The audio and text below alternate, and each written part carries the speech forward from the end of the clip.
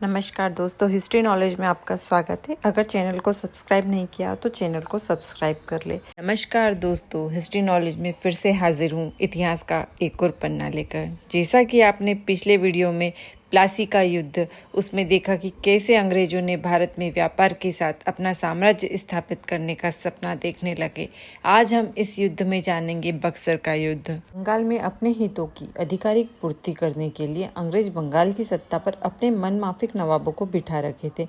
इसी कड़ी में उन्होंने पहले प्लासी का युद्ध में सिराजुद्दौला को परास्त किया और उसके स्थान पर मीर जाफर को नवाब बनाया। मीर जाफर अंग्रेजों की एक कठपुतली नवाब था, लेकिन जब मीर जाफर उनके हितों की पूर्ति नहीं कर पा रहा था तो उन्होंने मीर जाफर पदस्थ करके मीर कासिम को नवाब बनाया। मीर कासिम एक योग्य नवाब था। उसने एक समय बाद अपनी स्थिति को मजबूत करना आरंभ कर दिया।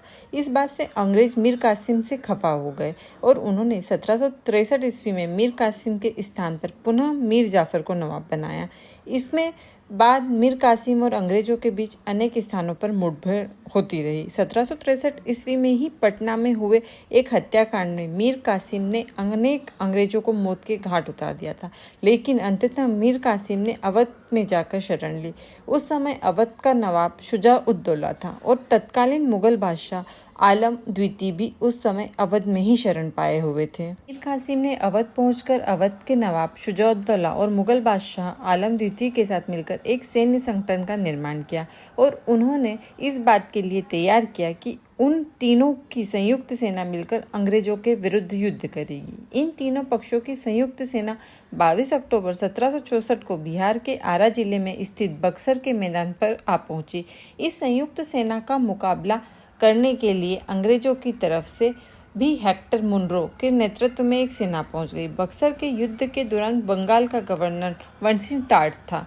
प्लासी का युद्ध तो मात्र एक दिखावा था, उसमें किसी भी प्रकार की सैन्य शक्ति परीक्षण नहीं हुआ था, लेकिन इसके विपरीत बक्सर के युद्ध में दोनों पक्षों की सेना ने अपना सैन्य कौशल दिखाया और एक विधिवत युद्ध लड़ा गया। इस युद्ध में अंग्रेजों ने मीर कासिम के नेतृत्व वाली संयुक्त सेना को पराजित किया था।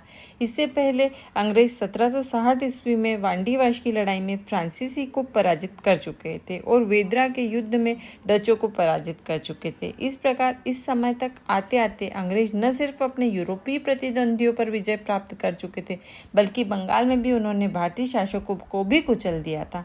अंततः बक्सर के युद्ध के बाद अब अंग्रेज बंगाल के निर्विरोध शासक बनने की राह पर आगे बढ़ चुके थे। बक्सर के युद्ध में विजय हासिल करने के बाद अंग्रेजों ने रॉबर्ट क्लाइव को पुनः बंगाल का गवर्नर बनाकर भेजा, क्योंकि रॉबर्ट क्लाइव ने अपने पहले कार्यकाल के दौरान बंगाल का अनुभव प्राप्त कर चुका था और वहाँ की परिस्थितियों को समझता था। बक्सर के युद्ध के बाद अंग्रेजों की तरफ से रॉबर्ट क्लाइव ने पराजित पक्ष से इलाहाबाद की 2 संधियां की थी। इलाहाबाद की पहली संधि तत्कालीन मुगल बादशाह आलम द्वितीय के साथ की गई थी, जबकि इलाहाबाद की दूसरी संधि अवध के पराजित नवाब शुजा-उद-दौला के साथ की गई थी। संधि के तहत अंग्रेजों ने मुगल बादशाह आलम द्वितीय से बंगाल, बिहार और उड़ीसा की दीवानी प्राप्त कर ली थी।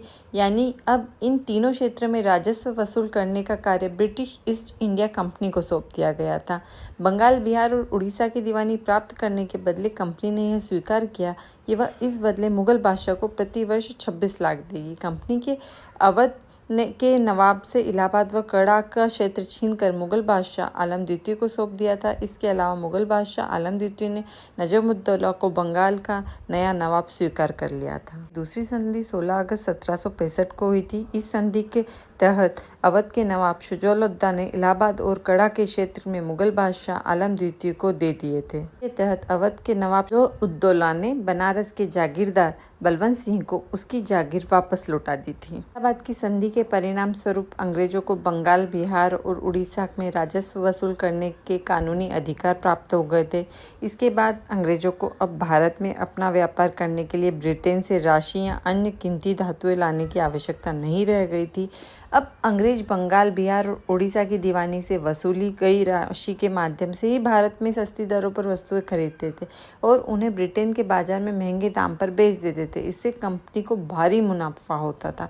इसके अलावा इन क्षेत्रों में दीवानी अधिकारी से प्राप्त हुए राजस्व के माध्यम से कंपनी भारत में कच्चा माल खरीदती थी और ब्रिटेन की कंपनियों को उसकी आपूर्ति करती थी और फिर ब्रिटिश कंपनियां में निर्मित जो माल हुआ करता था वो भारतीय बाजार में लाकर बेच देती थी। इसके परिणाम स्वरूप भारत में न सिर्फ हस्तशिल्प उद्योग का पतन होता चला गया, बल्कि भारत संसाधनों को ब्रिटेन की और प्रवाह भी तेज हो गया। प्रकार बस्तर के युद्ध में सिर्फ अंग्रेजों के औपनिवेशिक शासन की स्थापना कर दी, बल्कि भारत की शाश्वत लूट का दौर भी प्रारंभ कर दिया। एक ऐतिहासिक युद्ध के भारत अनवरत गरीबी की ओर बढ़ता चला गया। बक्सर के युद्ध का ही परिणाम हुआ कि भारत की गरीबी की कीमत पर ब्रिटेन की समृद्धि साकार हुई। तो दोस्तों,